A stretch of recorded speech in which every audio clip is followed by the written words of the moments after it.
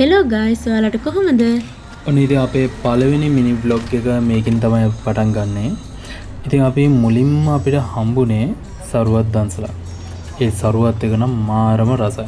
එහෙමනේ? ගොඩක් රසයි. ඔන්න ඉතින් අපි සරුවත් එක බීලා පොඩි වැස්සකට අහු වුණා. ගයිස් ඒක සරුවත් දන්සලා නෙමෙයි, ඒක සව් දන්සලා. මාරම රසයි. ඉතින් වැස්ස පායනකම් පොඩි වෙලාවක ඉන්නත් වෙයි මං ගිහලා තව එකක් අරගෙන ආවා.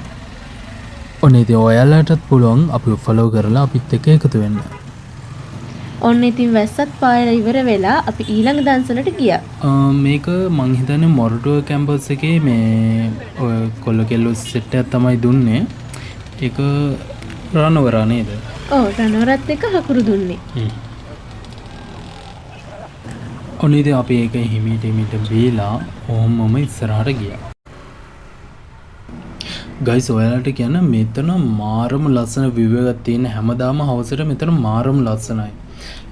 අර අවුව බහින වෙලාවට එතන පුදුම ලස්සනක් තියෙනවා. දෙපැත්තෙන් ගස් කොළන් තියෙනවා. එහා පැත්තේ කැම්පස් එක තියෙනවා. මාරම ලස්සනයි. ඔන්න ඉතින් අපිට ඊළඟ දන්සලත් හම්බුණා. මං බයික් එකෙන් බහින්න කිව්ව චූටි මැනිකට එයාට අරන් එන්න කියලා. ඉතින් එයා එනකම් මං චුට්ටි වෙලාවක් බලාගෙන හිටියා. ඔන්න ඉතින් එයත් දැන් ආවා.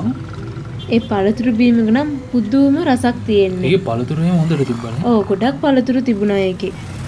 ඒක හොඳට දාලා තිබ්බා. අන්නාසි ඇපල් හොඳට තිබුණා. ඊට පස්සේ මේ කොහෙද අපි කිල්ස් එකේ ගාවට ගියේ. මෙතන නම් මාරුම් බ්ලොක් එකක් තිබ්බා. මොකද කිල්සෙත් අයිස්ක්‍රීම් දන්සලක් දෙනවා. ඒක ඉස්සරහත් අයිස්ක්‍රීම් දන්සලක් දුන්නා. ඔන්න ඔය විදිහට තමයි අපේ හවස් වරුව අද ගෙවුනේ. ඔයාලට හම්බුණ හොඳම දන්සල මොකක්ද කියලා කමෙන්ට් එකක් දාගෙන යන්න.